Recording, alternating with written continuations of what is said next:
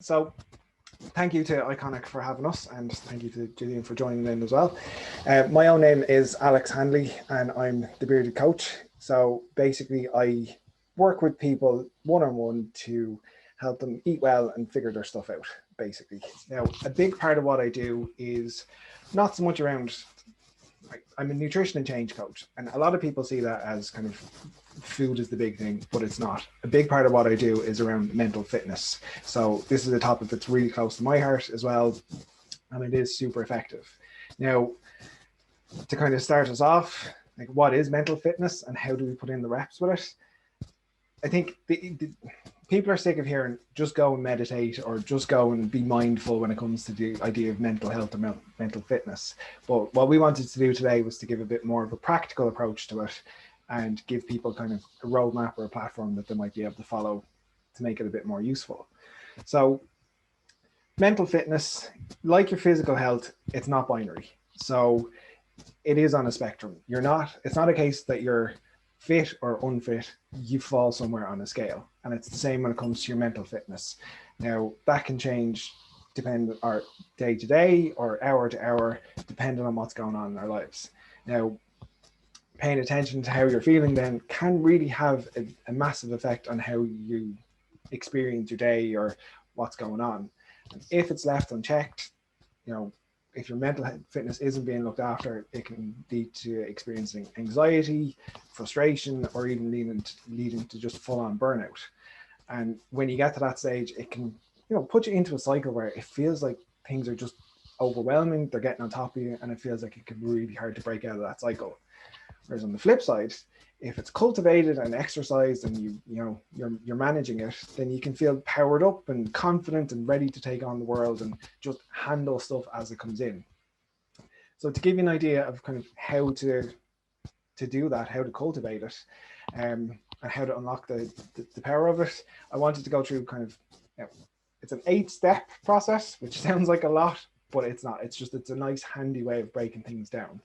So first off is around awareness. So how do we know that there's a problem unless we take a step back and see what's going on? So stepping into that observer role and saying, okay, detach from the situation, assess what's happening, what's going on. It's up to you. Can choose to set your own reality when you know what that reality looks like. So a good way of doing that is to do a 5-second check-in. So literally, instead of just reacting to a situation, then take a step back, count to 5, whatever you need to do, take a couple of deep breaths, process it, assess what's going on, and then respond. So you're responding rather than reacting to a situation. And immediately that changes from being a kind of a fight or flight situation to putting you in control. So when you've assessed what's going on, you can choose what you focus on. So your focus determines your lived reality, and by that I mean what you choose to focus on is what your brain will pick up. So we're primed to see what we want, and it's like that example of, you're buying a new car and you decide to buy a red car for the first time, and suddenly when you drive out of the dealership, all you see is red cars everywhere, and these were never here in the first place. They were there all the time, but it's your brain going, okay, currently red cars front and center of our brain, this is what we're focusing on, so that's what you're going to see around you. And it's the same when it comes to your mental fitness then. If you're constantly seeing challenges and difficulties and obstacles, that's the bit that your brain is going to focus on. It's going to look for what's the next thing coming in. Whereas if you decide to change that focus and look at, okay, where's the opportunity in this, or where's the positive side of it, pick something like that out of it. Over time, as you exercise that muscle more often, that's the bit that your brain will be primed to focus on. That leads us into then the vision side of it. So getting clarity on your situation, like defining the edges of what you're focusing on, can make a huge difference. So if you go into a situation with no plan or whatever it might be, it can feel very easy to get overwhelmed or burnt out or whatever it might be, because you don't know what the boundaries look like. And especially if, say, you're working on a project something is due with a deadline that's coming up and you're getting bombarded with emails and suddenly it feels like it's never ending. In reality, are all those important? Maybe not. But if you have the clarity around what those edges look like, then you can see, right, that's not important. Don't need to deal with that now. This is extra information that I need for the project I'm working on. Great, I can use that. Being clear in your goals gives you that sense of purpose to go, right, that doesn't need to be dealt with now. Here's extra information. This is something I can use. Great. Now, your behavior goal, or you can then decide what behaviors you need to do or to put in place that support what you're trying to do. And I think one really good way of doing that is this idea of a destination postcard. Now, it sounds a bit fluffy, but bear with me. The idea is that we take the example of this project, right? It seems really difficult to do, sounds overwhelming, but how are we going to get to do it? A great way of doing this is, imagine you've gotten to a point where you've completed the project, where everything's done and dusted, everybody's happy, and you're there, you've arrived. The idea is that you write a postcard back to your present self to say, what things look like now that it's done. How does it feel to have it done? And more importantly, what were the challenges that came up while you were doing the process, and how did you get around them? And what that does is 3 things. 1, it shows that you can do it. 2, it gives you a sense of that feeling, a taste of that feeling of accomplishment to go, okay, I know why I want to do this. And 3, and more importantly, it gives you a roadmap of what you envision might be problems that come up. And instead of them seeming like insurmountable things when they happen, you go, no, I've already foreseen this. I knew this was coming, and this is how I got around it. So it's a really good way of kind of planning in advance and setting yourself up to deal with stuff as they come in. Obviously life's not perfect, but it's a great roadmap to get you started. Once you have that then in place, I think the belief part gets a bit easier. So our subconscious beliefs affect our perception. So whether they're deep rooted in your childhood or formed by the people around you, whatever they are, generally they are subconscious and they're just stuff that we don't really think about. And that can hold a lot of us back, and it can really fuel the way we see things as well. So if you're of a disposition where everything seems like a challenge and difficult and stuff, is that fed by some belief that you have in the past that you're an underdog or everything is really hard or whatever it might be? But taking a step back and kind of challenging that and saying, well, why do I believe that? Where's the evidence to support that that's actually the case? And sometimes just chipping at that surface can make a huge difference. You go, actually, you know what? I don't know why I believe that. There is no proof that that's the case. That makes no sense. And then you can choose what you want to believe. Again, it sounds a bit airy-fairy, but unless you have the evidence that says that you can't do something, then why not choose to believe that you can do it? Or if you have tried something before and it hasn't necessarily worked, then that's a great opportunity to go, yeah, I've tried that and I have more information now, so I believe I can do a better job next time. So you can use it to your advantage. Then when it comes to the habit side of things, when you take all that information, so you have your goal, you have your plan, you have the belief that you can do something, how do you turn it into action? So what are the habits that you need to put in place in order to do the thing that you want to do? So whether that's, deal with work stuff more efficiently, or take time out for self-care and, building back up yourself as well. What are the things that you need to do to put in place to get that done? Habits are just the things that we do by choice or not. And having intentional habits can be an absolute game changer. So one thing that I love to do with people is flipping the idea of goal setting. So I'm sure everybody here will have heard of the idea of SMART goals. They're specific and measurable and blah, blah. I want to make €1 million this year. That's a great goal to have, but it's not really helpful because it doesn't tell you how to get there. Or say in this example, we're talking about resilience. How do you practice self-care? How do you look after yourself? use this idea of this 4 circles idea. So the outcome is I want to be kinder to myself, and I want to look after my mental fitness. So if we break that down then into more regular goals, so this month, what are the things that you need to do in order to look after your mental fitness? So what's the big stuff that you want to do? Whether it's, I want to go for 10 walks in nature, and I want to spend more time with my family, or I want to be able to close off the laptop, at a reasonable time every day. Great. They're the big stuff.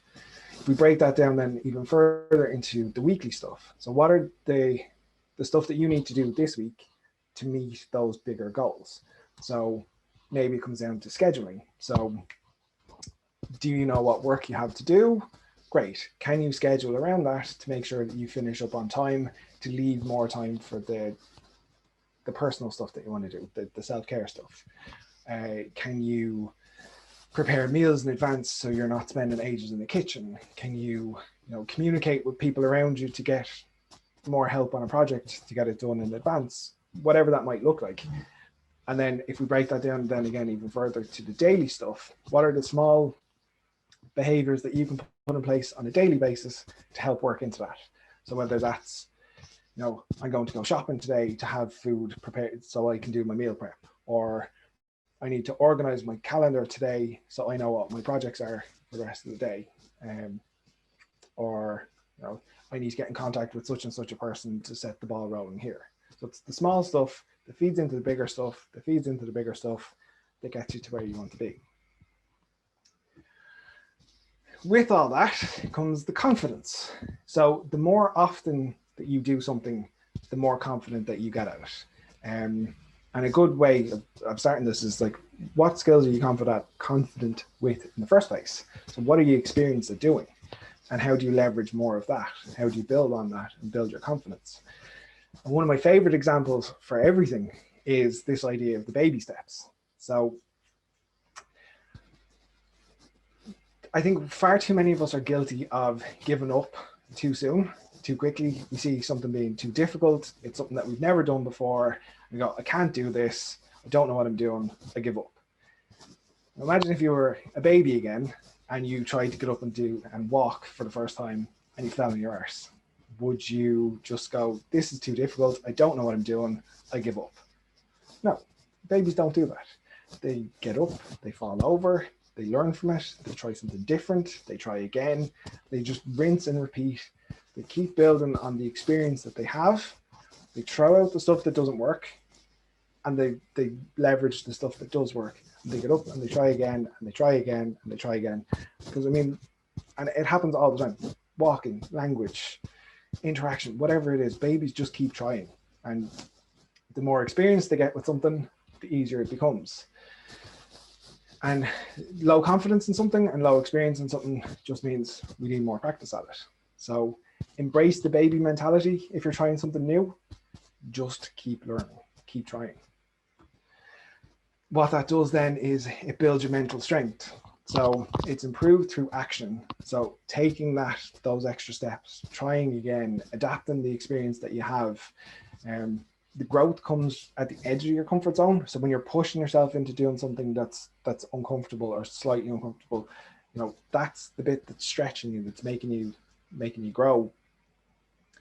That's the bit that's exercising your mental strength as well, because when you're in a new situation then and something seems difficult, you can check in and go, you know what, I've done tough stuff before. I've done stuff that I don't know what's going on before, and I've come out the other side of it. I know what I need to do regularly to help deal with this. I've got, that experience in the bank that I can tap into. And I suppose a good way of looking at this is things that are difficult easy and things that are difficult. So what I mean by that is some of us are in difficult situations right now, but they're familiar. And that's the difficult easy bit. It's something that's tough, but it's easy to deal with because I know how this plays out. I know where this is going, whether that's, you're feeling overwhelmed in your job at the moment, and like it's a constant bombardment of emails and projects and stuff to do and whatever, and you don't like it, but you know what, it's familiar, you know what's happening, you know you're going to feel it burnt out by the end of the day, and there's some comfort in that because you know how it plays out. Whereas the difficult stuff is that bit where you go, this is hard, I need to change jobs, but I'm uncomfortable doing that. Like, I don't want to let people down. I don't want to do interviews. I don't want to do whatever it is. That's the bit that's pushing you out of your comfort zone, but it's worth it in the long run. So the more often that we lean into the difficult stuff, the stuff that's worthwhile, the more you grow your mental strength then as well, because like that, it taps into the, I've got experience doing new stuff. And that leads to the idea of mastery. Now, I don't mean mastery as in everything works 100% of the time, all the time, and you're superhuman and that's it. I think a really important part about mastery is that, yes, it's through constant deliberate practice, great. But the most important part is, or one of the most important parts is flexibility. It's knowing that not everything is going to be perfect. Not everything is going to always work out the way it is. But if you're choosing the best option available at the time, based on the information that you have, so how to deal with a situation as best you can, things might not always resolve perfectly, but having the flexibility to know, you know what, I did my best, I tried, I used what information I had, great. And the most important part though is having the self-compassion to recognize that and to go, yeah, it didn't work out perfectly, but again, I did my best. I used what I had, what I know, and now I know more. I can try something different next time, or I can learn from that, or whatever it might be. So again, mastery isn't being perfect. It's about being consistent, flexible, but self-compassionate as well. So yeah, that's my bit then. And I think the most important thing is, again, we're all going through different stuff at the moment, and things can seem very difficult, but finding what works for you is the most important thing when it comes to building your resilience. So it looks different on everybody, but really sitting down to examine what your situation is and what are the things that, you know, will help you specifically. That's a really important thing to do. Yeah, and Gillian's going to give you a bit more information now as well. Thank you. I just had to unmute myself. Thanks, Alex. The whole idea of mental resilience and mental fitness, I think in the last year and a half, we've really been challenged to become more resilient, because I don't know anybody who has not experienced stress and really noticed it in the last while. Everybody gets stressed. Stress is a human condition. We basically have thrived and grown and developed and evolved into who we are because of stress. So stress is not necessarily bad, and nobody is immune from stress. However, the environment that we're in at the moment, even pre-COVID, our stress is on the increase. I think COVID has highlighted to a lot of people, perhaps things need to change when we go back to normal. The whole idea of the work-life balance, of the commute for some people, 3+ hours a day, it's just layered and compounded stress. And this, of course, will have an impact on our mental fitness. It's very difficult to maintain a consistent fitness level mentally when we're constantly under stress and our brain feels like we're fighting, at war, at battle all of the time. So this idea of the brain's response to any demand, that is what stress is. We could see here, we have a stress bucket. And I think this is a really simple analogy, but it's quite good. The idea of the overwhelm, the stress, the compound, the buildup, we can feel it. And that whole thing Alex was saying about the observation, becoming that self-aware, tuning into yourself and seeing where you're at. If you can even picture the analogy of your body like a stress bucket, for many people it constantly is, but to figure out where your stress levels are, if you're overwhelmed and you're brimming over with stress, or if it feels like perhaps the stress is only halfway up your body, and to have that visual check-in really helps you kind of come to terms or get a good idea of, am I getting close to breaking point? Am I reaching my limits? Or am I able to keep going? Have I developed this resilience, as like this idea of the reps, the working out? Have I worked out enough?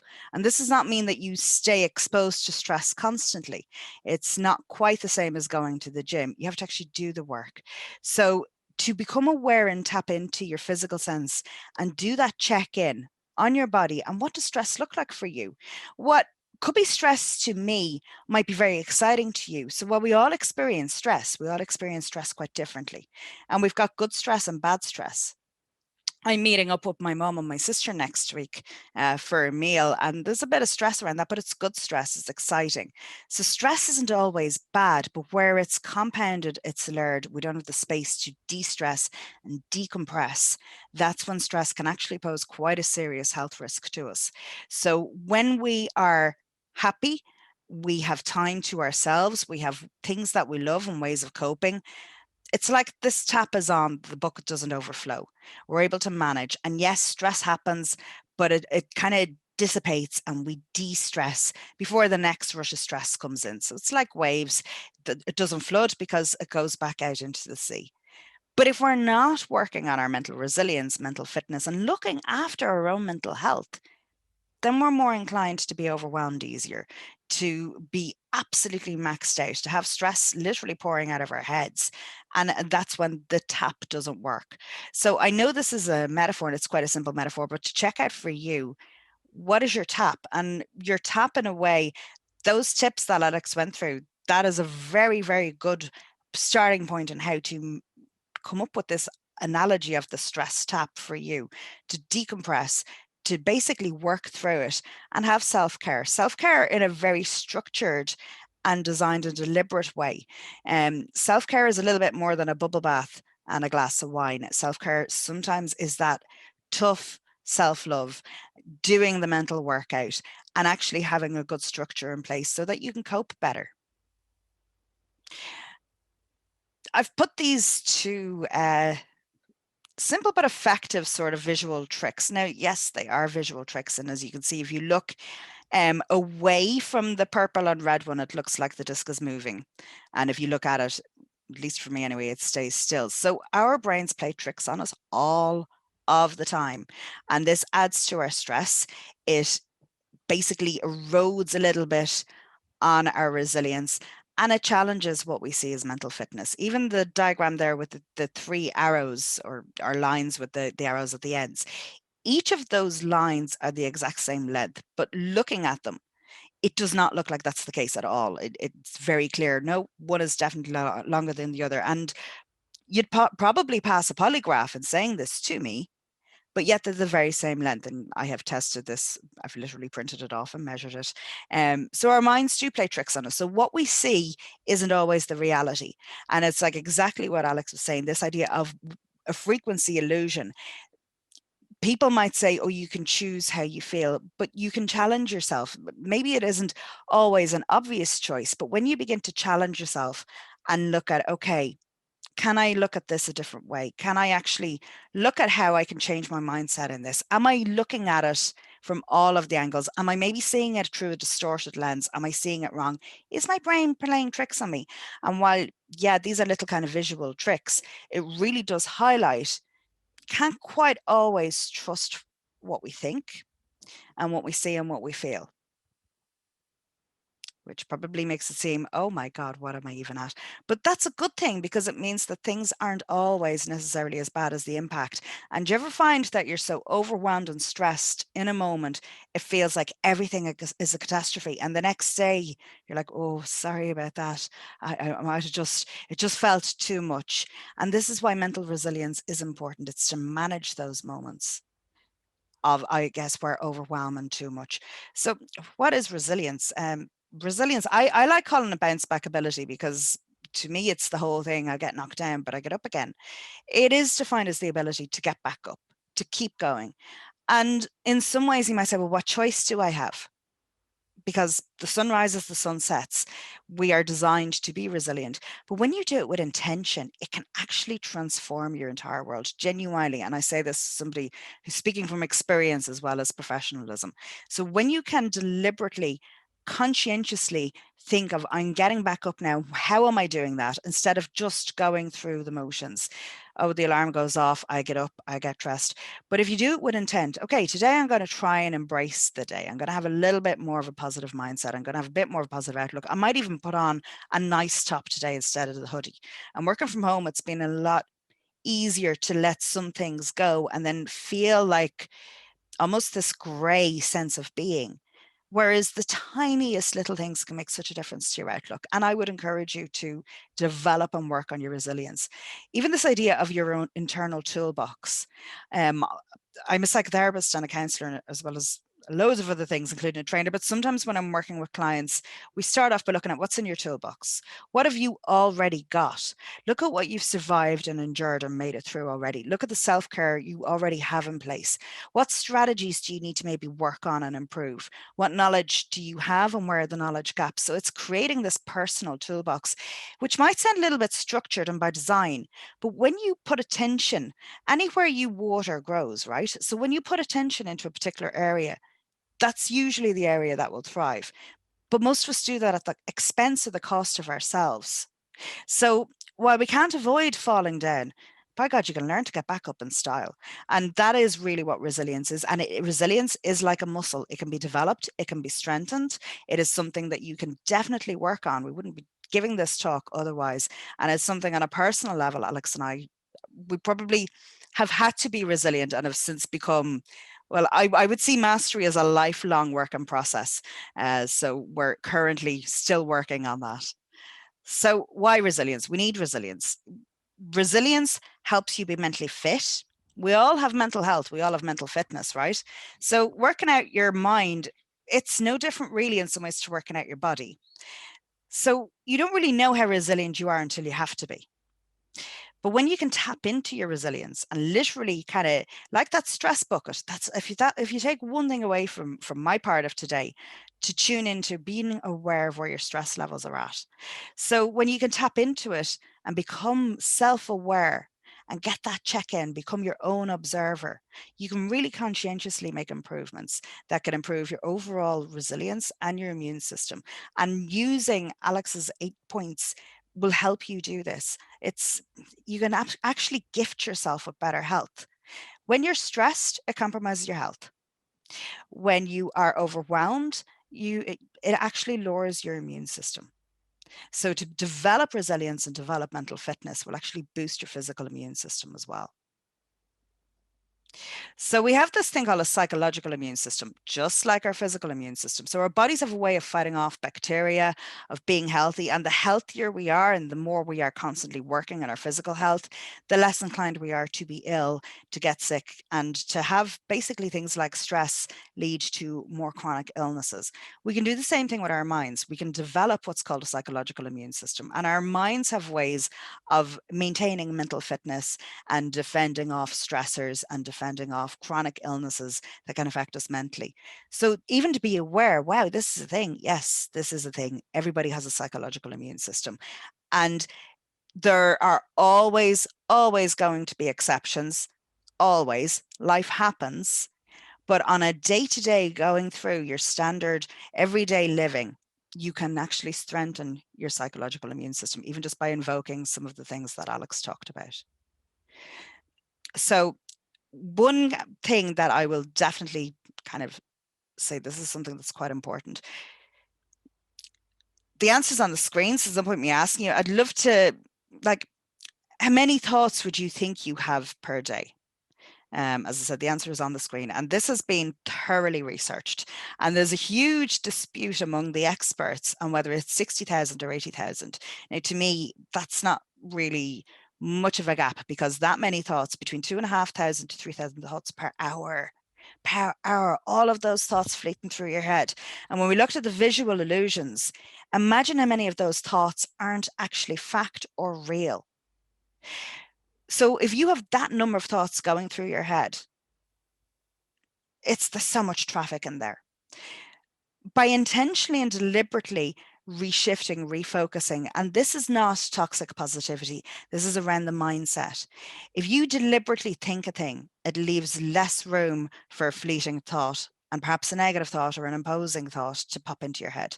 So if you deliberately think positive things or happy things or ambitious things or deliberate things, so what you put in there is up to you, but you can actually create somewhat. I don't think you'll ever get full control over 3,000 thoughts in an hour, but you can practice by looking at nature, by looking at affirmations, by getting out for a walk, by listening to music. There are healthy things you can do that really invoke this deliberate thinking and leaves less space in your head for the negative thoughts. So the whole idea of what's filling your cup, what's filling your head, and you do have some control over that. So dose of happy. We can hack our own minds, our own bodies, to basically produce happy chemicals. And some of these chemicals are actually recommended by medical professionals to beat off things like depression, anxiety, and stress. Now, I'm not saying go out and do any of these things and you'll suddenly cure from depression. That's not the point I'm making. This is around developing resilience, improving your day-to-day mental fitness. So we've got 4 main chemicals, also they're hormones in our bodies that are naturally produced anyway. We've got dopamine, oxytocin, serotonin, and endorphins. And it's actually not too difficult to create these chemicals or hormones in our own bodies ourselves. And again, this is that deliberate, intentional self-care. So dopamine, meditation, hope, planning something, looking forward to it, booking a meal, even if it's September, booking something to look forward to, holidays, like the dopamine hormone is that anticipation, motivation, the thing that whets your appetite. Ordering a meal in a restaurant, little tiny things really boost your dopamine and can give you the sense of well-being.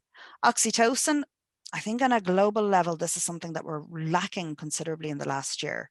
Oxytocin is kind of the touch hormone, and I'm going to assume we're all adults here. You can get oxytocin through orgasms, touch, cuddles, kisses, but even kindness, giving gifts to people. So it's that sociological hormone where we need to be tribal creatures, and social distance has not done us any favor. You might find that your mental health is suffering, and maybe it's something that has never bothered you before, and that's something potentially that you're missing, is an actual hormone that our bodies need to feel happy, and it's just worth considering. Serotonin is the most commonly prescribed antidepressant. Serotonin gets produced in our guts, so the whole connection that you have with food and nutrition can have such an impact on your serotonin levels. And I find that when people are kind of in the dumps and it's not quite depression, if you do a quick take, well, how's your eating been over the last 2 or 3 days? Have you ever noticed where you've had a sugar slump and you've just eaten rubbish and takeaways and just, wow, if I just change my diet, and when you start eating well again, you're more energized, you feel better, you feel good. It's incredible, the connection between food and mood. So self-care, being aware, tuned into your mood, knowing your stress bucket and doing something to help it can also increase your serotonin. And endorphins, a good laugh and a good cry. Have you ever kind of noticed that it feels cathartic? It produces endorphins, and endorphins are a real feel-good hormone. Look at people who constantly go to the gym, are active, are sporty, are fit. It's almost like a natural antidepressant. And I guess I don't agree with doctors saying to people, oh, just get out and go for a walk. But I guess the intention behind it is to get going and producing the endorphins. There is a connection between exercise and mood again, and overall sense of well-being. And this is because of the endorphins that we produce when we get moving, when we work up a sweat. So to use your senses, and again, it's this visualization, this idea, as Alex said, the destination postcard. I do meditation workshops, but I think sometimes meditation is inaccessible. I think sometimes you're not in the mood, you're not in the headspace. And this is a really simple but effective check-in that taps into the same parts of the brain that meditation and mindfulness actually do tap into. And it's super quick. And again, it's a hack. Everything that we're talking about is so practical that you can start doing immediately and from today, right now even. So this idea of your senses. And very quickly, if you look around you and just clock 5 things and notice in your mind, name them in your head, 5 things that you see. So for me, laptop screen, cup, pen, I have a banana beside me, and I can see the corner of my microphone. 5 things. And by noticing them and observing them, it brings you into the present moment. And now you're connected with your surroundings. Touch. If you physically just with your hands touch 4 different things and feel the textures, again, it's connecting you with the present environment, what's going on around you in the moment, and bringing you into that present state. It actually, in doing these 5 senses, you're deliberately thinking thoughts. So you're getting rid of those 3,000 kind of flyaway thoughts that are probably more negative than positive. Sounds. Can you notice 3 different sounds? Aside from my voice, are you aware of any other sounds? I can hear the static in the headphones and I can hear a car on the road. It's just, again, connecting with your environment. Smell. Try and find 2 smells. I can smell coffee and I can smell cut grass. I have the window open. Everybody's been cutting the grass this morning. And then taste. We all have a natural taste in our mouth anyway, but to actually kind of become aware of that, can I actually still taste the last thing I ate? Or to even go and taste something and deliberately notice what it tastes like. To engage your 5 senses it's a really super quick and easy and effective hack that reduces anxiety in the moment immediately and just connects you with the environment you're in. It makes you feel more grounded and more calm. And it really is a simple and effective way. And as I said, it does the same thing to your brain as meditation and mindfulness does. So that is the end of our presentation. We're bang on time. Here are our contact details. I'm going to hand it back over to Alex just to wrap up, if that's okay. And then if you do have any questions, please do pop them in the chat or unmute yourself and ask us. We're happy to join in the conversation.